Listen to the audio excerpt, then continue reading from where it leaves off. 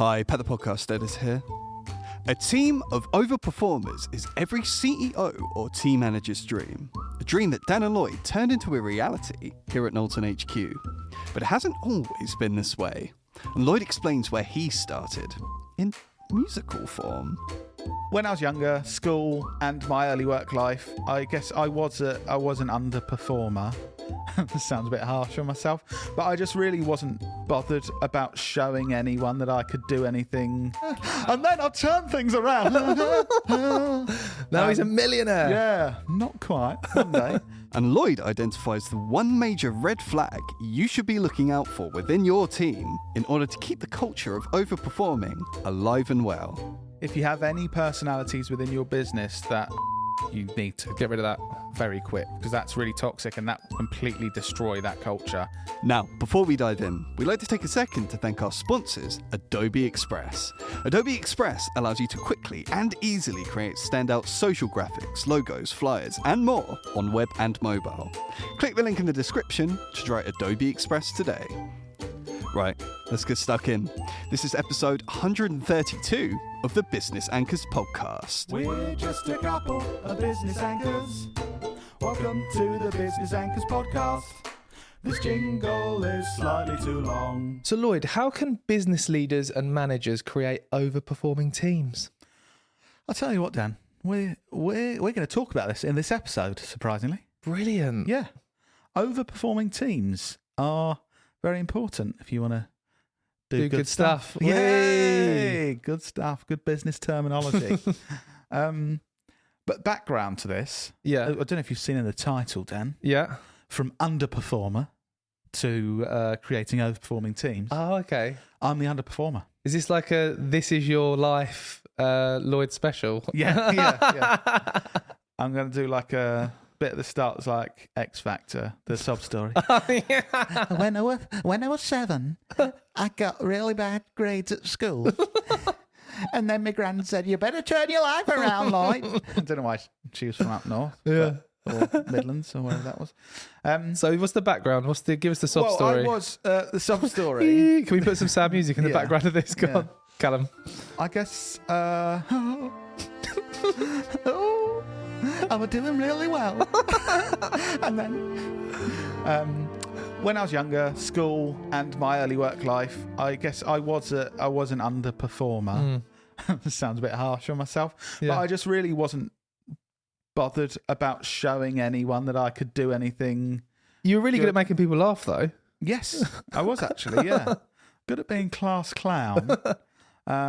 Good at being in the friend zone. Well, that's a different story at school.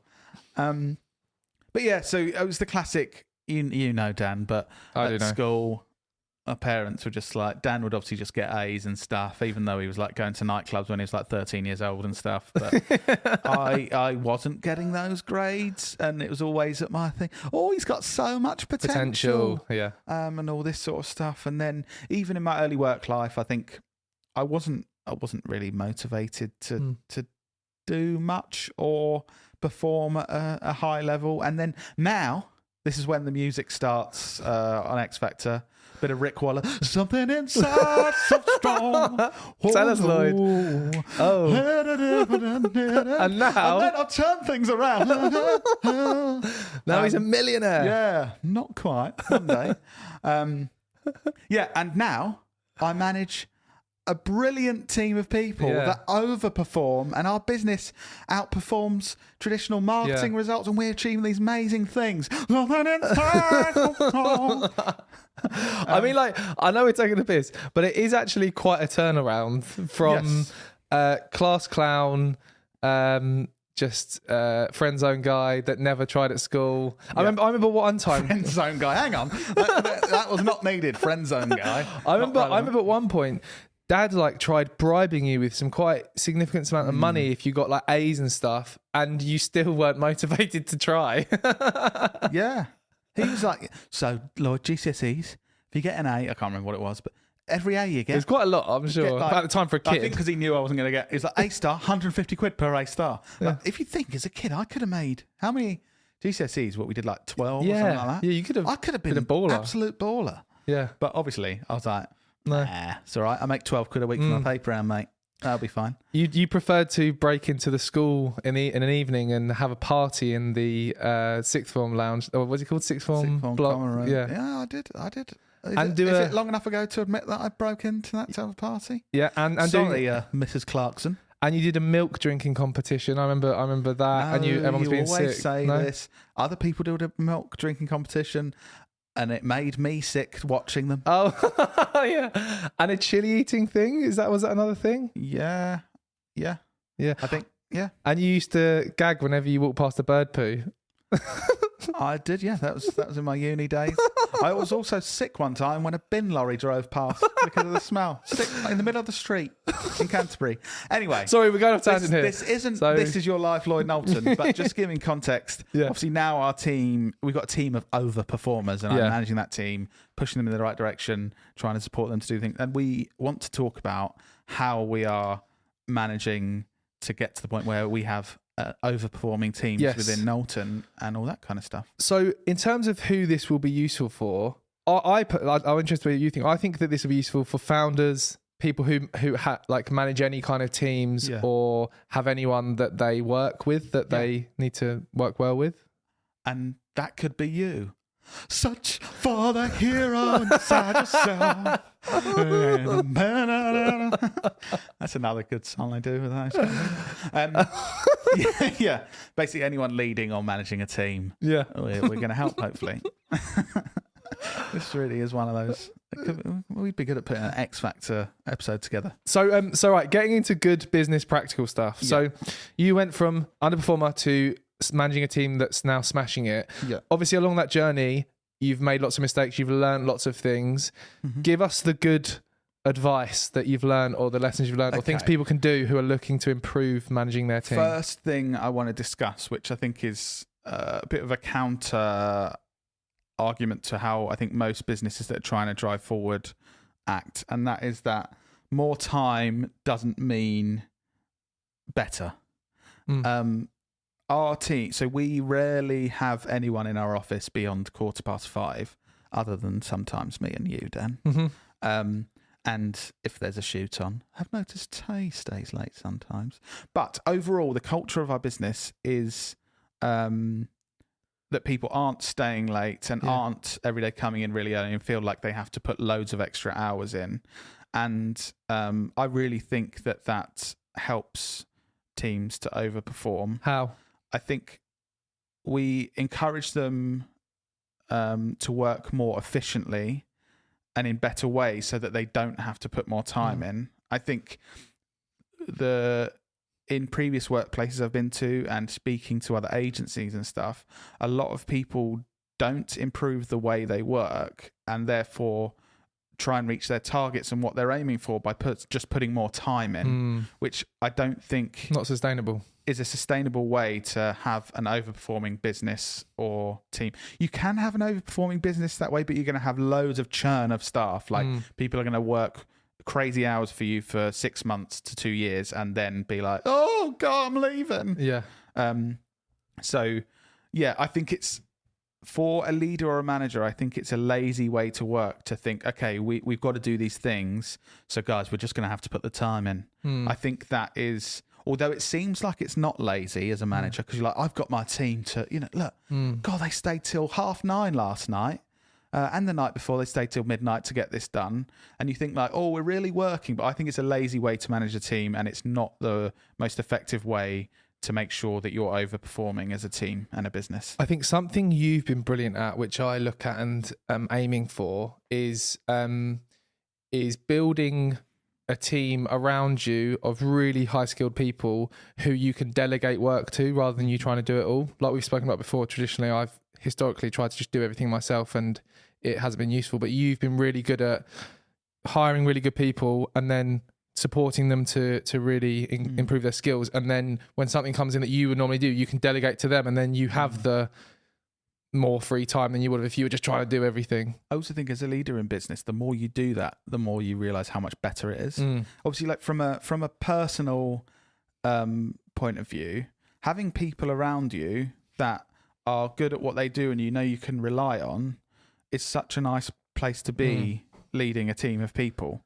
Yeah. When I didn't have that, and there's not always, but there's been times where I haven't felt like that, and it's just more stressful. If you've put the work in to build people up around you and make sure you've got people in the team that you've delegated things to and made sure that you've trained them up to feel comfortable with what they're doing, and okay, right, like for example, I'm on holiday next week, I'm going skiing. You are. But I feel comfortable that our team are brilliant, and I know that they've got the skills and the knowledge and the motivation to pick up things that I'd normally be doing. And that's such a great feeling as someone leading a team. There's lots of small businesses that aren't in that position. I feel like a lot of smaller businesses that business owners I speak to, it's like if they go on holiday, like they have to be available on the phone and they have to be checking stuff. And we've had multiple clients over the years speak to us, like other businesses, and when we met people networking things and stuff, literally making comments and jokes like, well, of course, as a business owner, you can't have a holiday, can you? And sometimes they're joking like, no, I had 3 days 6 years ago in Yorkshire. But sometimes they're genuinely like, oh yeah, like I can't have any days off. Yeah. And it's not a joke. It's like, I physically can't have a full day off ever. Yeah. And I suppose it was harsh when I said it's a lazy way to manage the team.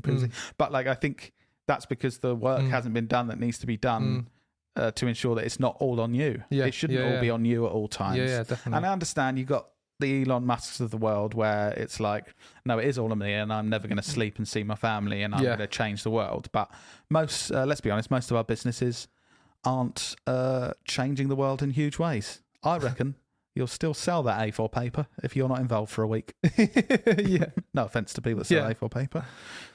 So I guess from anyone listening who is in that position that we're talking about, you shouldn't be in, where you're managing everything and you're making everyone work extra hours to get things done. What's the steps they should take to get out of that? Because I get that it's important. Analysing where the time's spent, analysing what people are spending too much time on and what's taking more time, and then sitting down for an hour each week until it's sorted and saying, okay, Janet had to stay for 6 hours to design that pitch. Why don't we have the resource to design pitches? Or, we can outsource to another person. It costs us £75 to get a pitch designed until we can hire someone. Janet doesn't have to stay for 6 hours. Janet doesn't have to stay for 6 hours. We're paying far more than £75 for that overtime. Makes sense. So it really is just analysing what the time's been spent on, and any way you can thinking, how can we improve this? What's a better way of doing this? Because it's not sustainable for a business to just have people working 80 hours constantly. No. So you need to find a solution to all of those things. That's a brilliant first piece of advice, Lloyd. What else have you got for us? Well, much worse ones to come, Dan. Okay. no, hopefully they're good. Second one is creating a culture of comfort, which kind of sounds rubbish. But I don't mean as in everyone just be comfortable. No one has to do anything challenging. I mean creating a culture where people feel comfortable to give their opinion, say what they feel, come out with ideas, critique and give critical feedback to each other. I like that. This is something that recently we're really getting to a good level with our team. And there can be, we've really been on a journey and we can still get better. But I think in a lot of businesses and teams, there's not that feeling of, I feel comfortable that no one's either going to judge me, take the piss out of me, or in my appraisal say you're not up for the promotion because you said this rubbish idea. You know, people are worried that coming out with stuff is going to have a negative effect. I think if you can make everyone feel like it's a really comfortable space, you're going to get the maximum amount of ideas and constructive criticism within the team and continue to improve. One of our core values is strive to be the best and look for improvements in everything. I think it's really hard to look for improvements in everything and try and do the best job you can as a team if you don't feel comfortable giving and receiving feedback. And without that culture of comfort within the team, it's really hard to get to that point. I think that is a challenging area that I've found challenging. I think it's taken me a number of years to get to a better position, but where it makes you feel a bit crap if you've spent hours doing something and then it feels like everyone's sort of coming down on it and giving all this feedback, and it's like, oh, I'm rubbish. But really, when you understand that that's all delivered to you for a better outcome, then you start to think, oh, this is actually helpful. And I think it's also the way it's delivered as well, like delivering that feedback in a way that isn't like, you mucked this up, you didn't do that. It's more like, that was good, but why don't we try this? And it's all part of the process for improving anything and doing a better job with anything. I think if in your teams often things are delivered and everyone goes, oh yeah, that's good, I think people aren't working hard enough to find ways to improve, because most of the stuff our teams do is at a good level, and we could go, oh yeah, great, oh yeah, that idea is quite good, but asking those questions and critiquing is how we outperform our competitors and get better results for our clients and that kind of thing. I think a number of years ago we did fall into that place where everyone was nodding along, yeah, that's good, because I don't think we had built the culture where people are comfortable to give feedback. And now it's completely different. Everyone is very open to, if you have any personalities within your business that shut down or take the piss out of people's input, you need to get rid of that. With that very quick, because that's really toxic, and that will completely destroy that culture.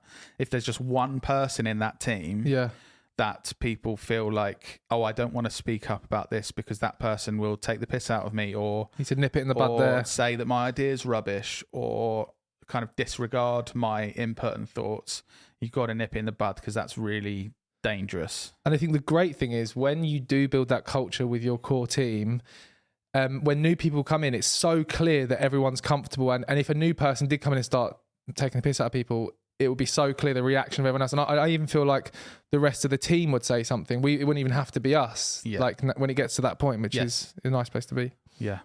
But yeah, massive. If you want to have a team of overperformers, they have to feel comfortable to come out with shit ideas. And people and it to be part of the process, and know that they're not going to have that negative feeling of, oh, they're just taking the mick at me or said I'm rubbish. Because you've got to come out with those rubbish things and the good things, and you need to put it all in the melting pot and have those discussions. Nice. That was another good one, Lloyd. They haven't got shitter. That was another good one. Maybe they'll continue to improve. Yeah. What's the next one? What other advice you got for us? Next one is allowing underperformers to improve or leave. Okay. And this is something I've really struggled with in my career so far. Okay, go on. Teams. So I've been on a real journey with this. I used to think that if people are underperforming and you go down the path of kind of like, okay, I'm going to support you to improve. If you don't, you need to leave. You shouldn't have this job anymore. I used to think that was what really harsh, like heartless business people did, and it's a shit way of doing things.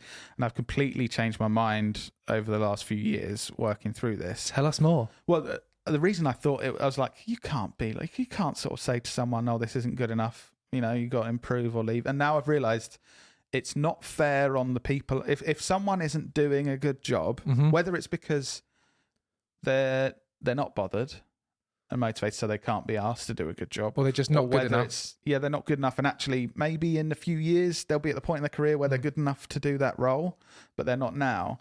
It's really not fair on the rest of the team and the people working with them to allow that to continue.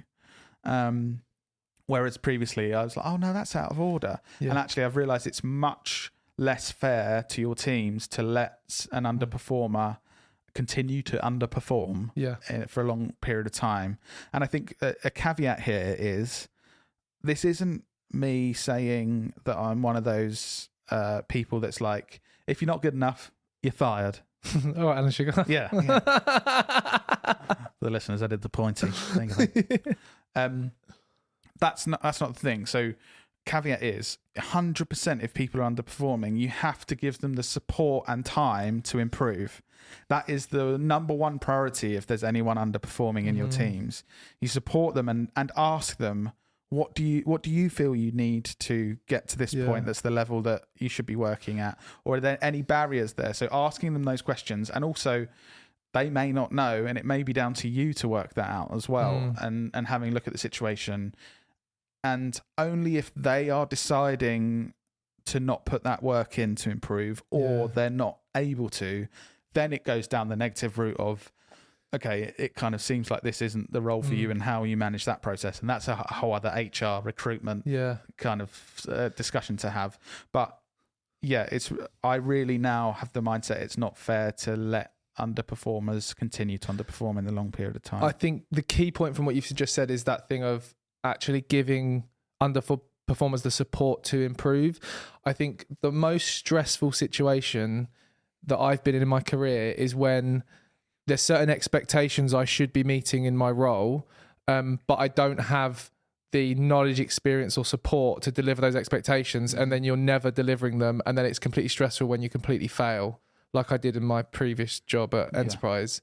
So I think that is a really important point. If there's someone who seems to be underperforming, don't just discount them and be like, oh no, right, off you go. Actually try and help them, and then sit and have a meeting and right, you're underperforming. Let's look at ways we can support you. See how that goes. And then if they're still underperforming after a while. Without naming names, within Knowlton, like we've got people here that I see as our highest in our highest performers at Knowlton, that previously I've had discussions with about, this isn't good enough and we need to improve. Are you this. talking about me now? Or? No, you're still underperforming. I can't do much about getting rid of you, or helping to perform. But yeah, so it's practically like I've had these conversations and gone through these processes, and we've had both outcomes at Knowlton in our growth. We've had people that have massively stepped up, and now I'd be devastated if they weren't part of our team, because they're such high performers that I've had that conversation with. And we've had people that haven't wanted to put the effort in and have chosen to move on, and both of those are fine. By the way, like this is all both outcomes are good.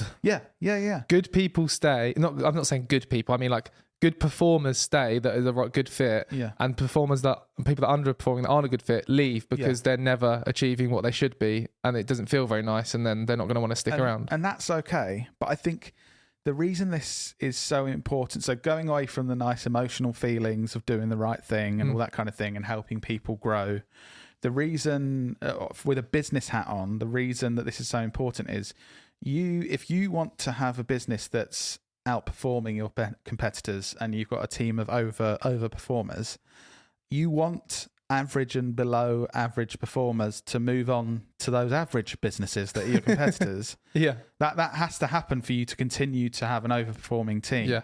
The low performers need to move on or improve, and then you'll continue to build this team or these teams of high achievers and overperformers, and then there's loads of businesses out there that are happy to be average, and those people will either get on fine in those businesses, or they'll grow in other businesses over time, and they just need more time and a different scenario. So going a bit deep on this point, because I reckon this is really important. I reckon there's anchors listening who are thinking, oh shit, there's Susan or Dave from the team who is in that underperforming place. I'm listening to the advice Lloyd's giving. We should really try and help them, or they need to leave. What should I do as a first step? What is the step to support them or realise they're not good enough? Do you know what I mean? So if you've got Sue and Dave in your mind, or Sue or Dave, weirdly, I think there are grandma's friends, Sue and Dave. They are. And they are underperformers. No, I don't remember who they are. If you're thinking about that, I think the first stage is you have to have a consistent process set up where you know you are supporting people to perform, and you're having those conversations. You can't instantly just be like, right, no, like you're not doing well enough if that's happening, and you haven't got these so you need to act now. I think you need those consistent conversations. So whether that's a quarterly appraisal or like a monthly chat with all of these people in your team where you're catching up, and you make sure you're really clearly outlining, this is what is expected, this is what you're responsible for, and asking those. So do you have any doubts or any worries about how you would achieve those things? And after a couple of months, if people are saying, yes, I can achieve those things, no worries, no challenges, and they're not, then you're obviously in a position to say, okay, right, we really, and I know there's some HR things that I don't think we've ever had to use or anything, but people can go on those like performance improvement plans and things. I haven't used that kind of thing and don't know enough about those, so I'm not going to talk about them. But I guess in some larger businesses or different businesses, it may be that has to happen. And I think some businesses think of those performance improvement plans as a way to get rid of people. Yes. I think that's the toxic thing. Yeah. I think you don't want to be doing it going, well, to get rid of this person, we've got to put put them on this and see them fail this. Yeah, that's horrible, isn't it? Any anchors listening, I want, if you're going to put people on like a performance improvement plan, I want you to set them up for success and feel like I've done everything, give them everything I can they need, to improve. That's what that's for. It's not a way to sack them. You should be thinking, I want them to improve, and if they make the choice not to or they're unable to, then fair enough, it might go that negative way. But don't think of it as this is how we get rid of people. That's rubbish. Cool. Another really good one, Lloyd. Thanks. What else? What other advice have you got for our lovely anchors? Genuinely strive for the best for everyone in your team. In what way? I suppose this goes back to what we were just talking about. Like, if you genuinely want the best for everyone, you're going to be doing everything you can to support those people in your team to improve and do the things that people need to do to achieve their best. I think if you're just looking for an easy ride and you can't be asked to support people, your team aren't going to be over. You can't just step back and be like, hopefully they do a good job. Like, you need to make sure you're supporting them to be the best they can, and you want them to be. Devil's advocate. Yep. So when Elon Musk fired half of the Twitter employees, to make things more efficient, he's one of the most successful business people in the world. Yeah. So surely what you're saying is wrong, because he didn't give a shit about them. I suppose a business of that scale, he wants the best. Well, this is an argument about Elon Musk. I think he wants the best for everyone in the world. And having less people working at Twitter was a route to that. Yeah. And also, I guess it's what your kind of values are as well. Yeah. He probably sees the bigger picture of doing that will help the world, him get more money, which will help the world by traveling to Mars. Like, I guess what I'm talking about is, like, no one in our business right now will be in the same position earning a similar amount in 5 years, because we want everyone to achieve the best they can. And there's no way that with all the great things we have in place and the way we work and the skills and personalities of the people we have at Knowlton, there's no way they won't progress and be doing bigger and better things, because we want the best for them, they want the best for them, and we're going to make sure that environment's there. I think that's what makes me more excited than ever about running our business, is we now do have the processes to really reward people who make an effort and do well, and have the processes for people to leave of their own accord if they're not doing that. Yeah. And I think if you're listening and you haven't got those processes set up, that's a really important action to take, because it will help you achieve your goal sooner. My next point then. Yeah, go on. Is something what I really don't think we did well for a long time. Go on. So, just being honest, guys. It's making people accountable for things. Sounds simple, doesn't it? Yeah. We never used to have any process set up. If someone would say they do something, to check it was done. Like, is it in a really simple way? If there's, it's I guess I'll describe it as like grey area. So if there's anything in your business where you don't know, or people don't know exactly who's responsible for it, or there's no way of checking that people have actually done things that they've said they're going to do. It's all these grey areas where things slip through the gaps. Like, oh, why wasn't it good enough for this customer? Oh, well, I didn't know if Tim was packaging it or I was, so I just sent it without packaging. And it's those weird things where things get missed. Yeah. And now, just as a practical thing, guys, if you're thinking, okay, we have those kind of things where it's like, who was supposed to do that? Oh, that hasn't been done. Oh, Julie said she'd do that and hasn't. We have our weekly meeting, which basically means nothing goes longer than a week without someone being held to account for it. So, and we set actions in that meeting. If we feel, so say something's, there's a grey area. What's happened there? We'll discuss that. There'll be a section in the meeting to discuss that. Okay. Action. Right. Timmy, is responsible for that and is going to do that by next week. Yep. And then next week, We everyone will say, not everyone, that sounds like a weird chant or something, but Did you do it? The leader of the meeting will say, Timmy, have you done that action? And obviously, if you're someone that keeps saying you haven't done your actions that are really important, that's when you know you've got a problem with a person. yeah. But we're held to account, and one of our core values is do what you say. And since we've incorporated that, I feel it's really changed things as well. Just the culture of we don't say we're going to do something and then not do it, because that's just rubbish. We had a situation where, how much can I say? Don't give too much No. detail. Okay, well, when we started our weekly meetings, Years ago. there was years ago, with no one that you would ever know, someone kept just saying, "Oh, I don't know," or "Yeah, I don't know if that's been done." And I guess if you ask the questions to hold people to account and get consistent answers of like "I don't know" or "No," then it's kind of like, "Oh, there's definitely an issue here." Yeah. Can you find out if you've done it? Oh, this team of people or this person or these people, we thought were doing a great job, but when we ask if they've done anything, they don't know. Yeah. And it's just such a simple thing, but holding people to account, being like, you're responsible for that, you're responsible for that, and we're going to check. I also think the other thing, the caveat to this is you've also got to set realistic actions as well that are like, I feel like our team, if we said, oh, Timmy, this needs to be done by next week, can you do that?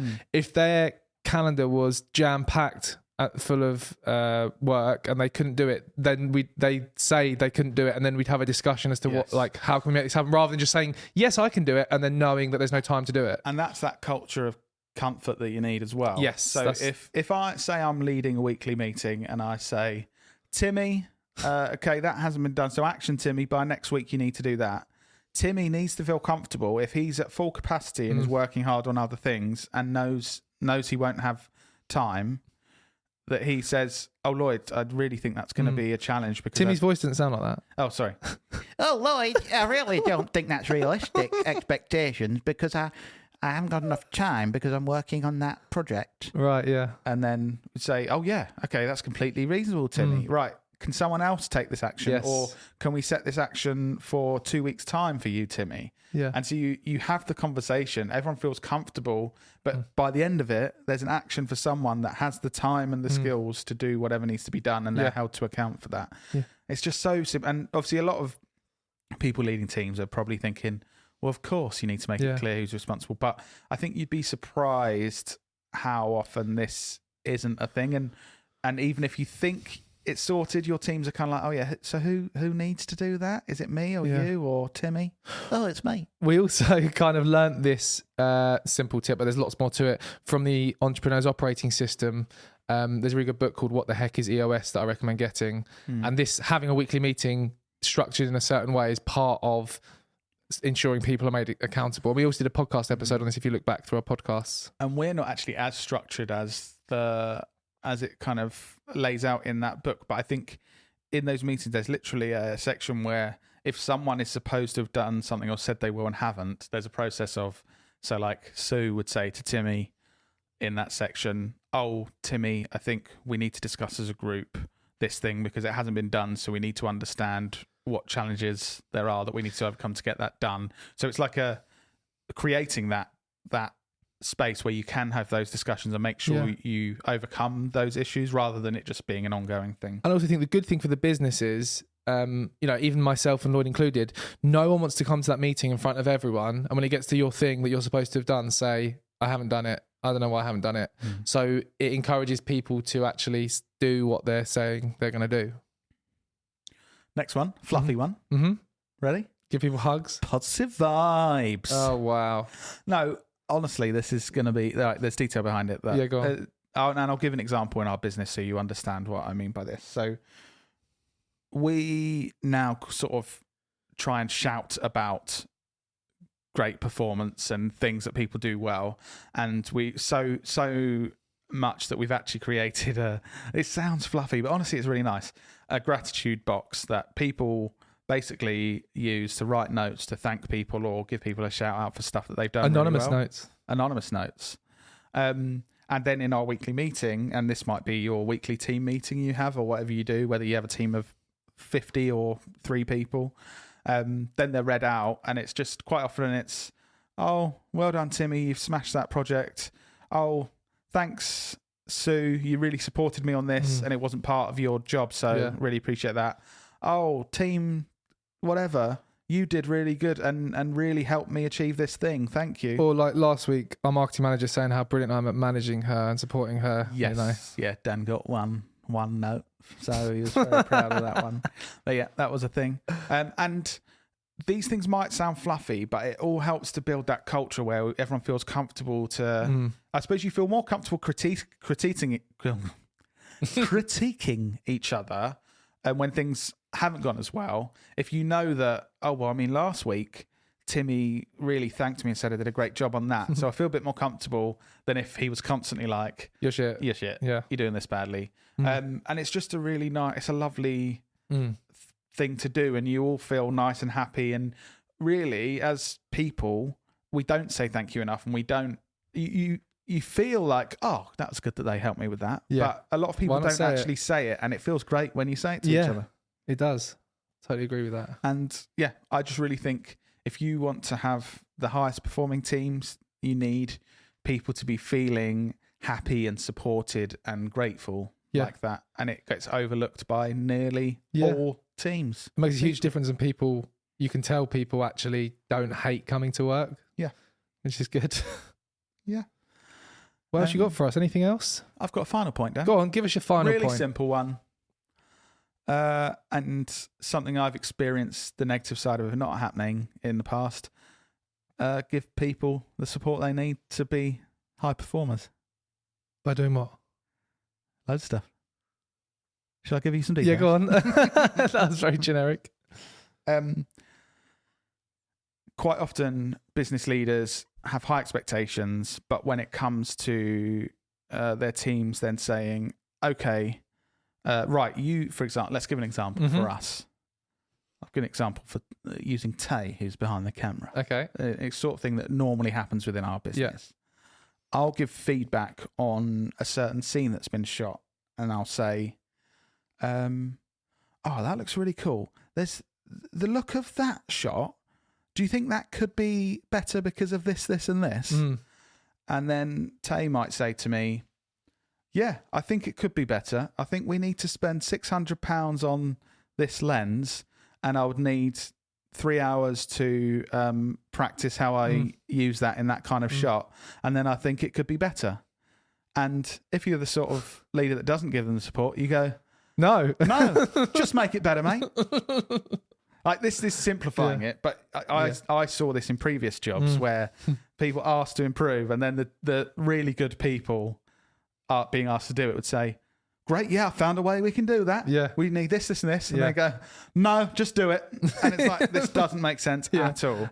And that's, I know I've really simplified the example. No, that there, makes sense. But obviously, if that's the case, you want to achieve this thing. It's like, okay, so it's going to cost this, and you're going to need that time to improve this thing or practice this thing or do some training or speak with the team and discuss it. It's like, okay, let's make sure we can support you to have that time and that resource because we want that improvement. And I don't think it's always just about spending money to solve problems. No, definitely not. I think this is the important part I got from that is the time piece as well.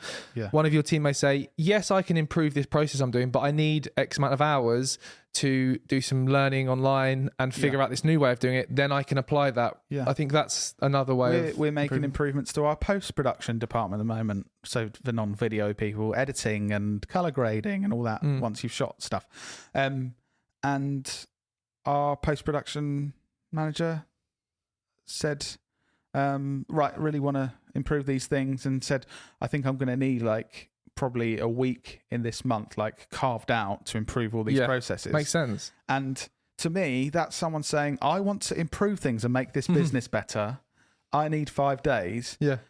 It'd be crazy to go, well, no, you need to be delivering that project. Yeah. Or it might be that there's a time thing and you might have to say, God, okay, that's going to be really challenging in February. Let's mark out a week in March, or let's spread those days over the next 8 weeks to make sure it gets done. I'd say that's reasonable. But if you're like, come on, no, you need to get it done. Anyway, you're setting yourself up for failure. You're never going to have a high performing team because you're asking for them to achieve things they don't have the time or resources to do, and you're just expecting a magic outcome, which is completely unreasonable and unrealistic. That makes complete sense. So be prepared to give them the support, the time, the resource, the energy. I think really be self-critical as a business leader here. I think there'll be a lot of you listening that may have asked for things that if you really reflect, you might think, oh, that seems a bit unreasonable. Like I've felt this as well, looking back, and I've thought, oh, I was kind of asking that person to do this thing, but they didn't have the time, or I didn't offer them training to be able to do that better. I just kind of said that needs to be improved. And I think really try and be critical and think if you are doing that, have a conversation, say, oh, I know I've been asking you to improve this, this and this. Like, do you need anything to enable you to do a really good job there? Yeah. And it might be something really simple. Yeah. They might say, yeah, I just need you to talk through this with me for 10 minutes because I don't understand it. And then it's like, well, hey, problem solved. Yeah. Great business. Millions in the bank. Nice. Overnight. Love. This is your life episode, Lloyd. This has been good. I feel like the emotive music needs to come back now. What were the songs? And Lloyd went on to achieve great things. I never know lyrics to songs. No, I can tell. What was the other? Oh yeah, the search for a hero inside yourself. Have you ever seen? It's quite awkward when on X Factor if someone has a sob story and then they're really rubbish. Yeah, they don't tend to show almost those like this podcast episode. Yeah, I started off really rubbish and then I delivered a rubbish podcast episode. Yeah, that was really good, Lloyd. Genuinely, I think that's going to be really useful to the anchors. So, okay, thank you. Hopefully, thanks. I don't think we've really done much about like supporting teams to do better and perform higher. So hopefully it's useful for you to have a team you're managing and want to do the best you can. Before we end, can I share something really cool with you? I'd be an idiot to say no. It's just, I want to mention our podcast sponsors, Adobe Express. Okay. Thank you for sponsoring the podcast. There's something really cool that I've discovered where you can utilize ChatGPT and Adobe Express to create some really great content that overperforms other content. And it's like a bit of a hack, and I want to share it with the anchors. Okay. I'm genuinely interested. Normally I pretend to be. Yeah. So this is good.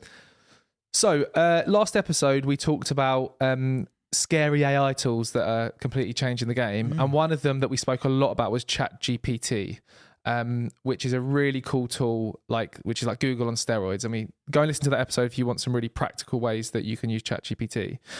But something I've discovered and we've started testing is using ChatGPT to give us some information to create some content on Adobe Express in a certain way that works really well. So I don't know if you remember a while ago, we did an episode on LinkedIn algorithm hacks, and I spoke a lot about Richard van der Blom's 57-page LinkedIn algorithm report. I remember Richard van der Blom, yeah. Yes, so if you haven't looked at that report, it's incredible. They analysed 10,000 posts over 3 months, and they've got lots of useful insights. One of the key insights was that LinkedIn document posts outperform normal text-based posts by like 2.2 to 3.4x. So you get 2.2 to 3.4 times the reach if you're posting a LinkedIn document post compared to a normal text-based post. Okay. So the way you can use ChatGPT and Adobe Express to create amazing document posts that will do really well. So something you can do with ChatGPT is ask it to summarize books for you. Right. So like you can type in, please summarize Seth Godin's book, Purple Cow, and in 10 bullet points, and give you the key takeaways, and you can get really useful insights from these amazing marketing books. So something we've been testing is asking ChatGPT to summarize and give key takeaways from books that we've actually read that we love. Yeah. Then we've got those like 10 key bullet points and takeaways. We've then gone over to Adobe Express, where you can create beautiful social media content using their amazing templates. And you can create a LinkedIn document post where each of the slides that you're creating is one of those key takeaways. Nice. And you can use Adobe Express to create like a templated visual so that it's really efficient to keep reproducing this style of content. Because once you've created a template in there, you can then ask ChatGPT to summarize another marketing or business or accounting or whatever books you've got in your niche that your audience would be interested in. And then you can add a nice visual on the front of the book with a title like, here are 10 key takeaways from Seth Godin's Purple Cow that will help marketers get better results. And then you can create that in Adobe Express. And I've been doing that in combination with our marketing manager. So it's a really efficient process of me giving her 10 books that I've read, and then her using ChatGPT to then get the takeaways, to then put in Adobe Express and then post them on LinkedIn. Nice. And you'll notice on LinkedIn, if you use LinkedIn a lot, there's tons of people now posting LinkedIn document posts because they do just get more reach than other styles of posts. Does that make sense to you? Did I explain that well? I hope I explained that well. I guess, guys, you need to act fast and get on Adobe Express and use ChatGPT to create these posts and make the most of it. I mean, that's one example as well with books, but you could ask ChatGPT to give you, tips to do with social media marketing or SEO, or you can even type, say you wrote a blog, you can like paste it in there and say, summarize this blog that you've written. Yes. And things like that. So then that could have takeaways from that blog that you could repurpose your blog to a LinkedIn document post and drive traffic to the blog. Yeah. Well, that genuinely was interesting, which is really surprising.